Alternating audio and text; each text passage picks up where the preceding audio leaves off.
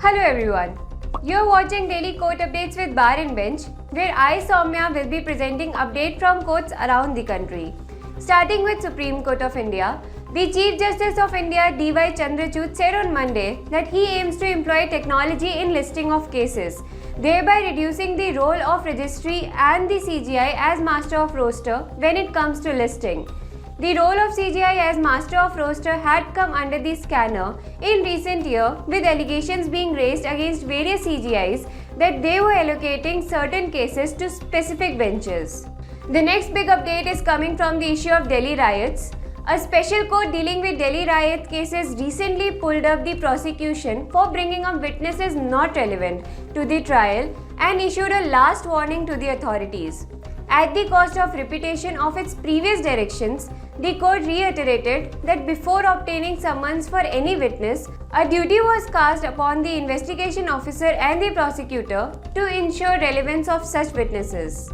The next breaking news coming from Delhi is that the Delhi High Court today dismissed the plea filed by Shiv Sena faction led by Uddhav Thackeray, challenging the Election Commission's decision to freeze the Shiv Sena's party name and the bow and arrow symbol.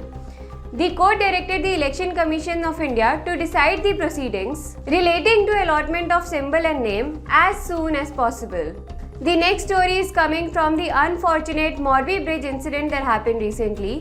The Gujarat High Court today sought a response from state government that why the Morbi Bridge was permitted to be operated by a private contractor for 3 years after the expiration of the initial agreement. The bench noted that since 2017, the Morbi Bridge was being maintained by the same contractor despite the absence of memorandum of understanding or agreement. Last important update is coming from Bombay, where the Bombay High Court today issued a notice to the Bar Council of India on a plea challenging practice of courts taking long vacations, thereby affecting filing and hearing of cases during such vacation period. A bench of Justices S.V. Gangapurwala and S.G. Digge stated that the expectation of litigant is legitimate, however the shortage of judges also needs to be addressed. Thank you for watching this video. To read about these stories in detail, do visit our website, link is in the description box, and do not forget to subscribe to our channel Bar and Bench. Subscribe to our YouTube channel and click the bell icon.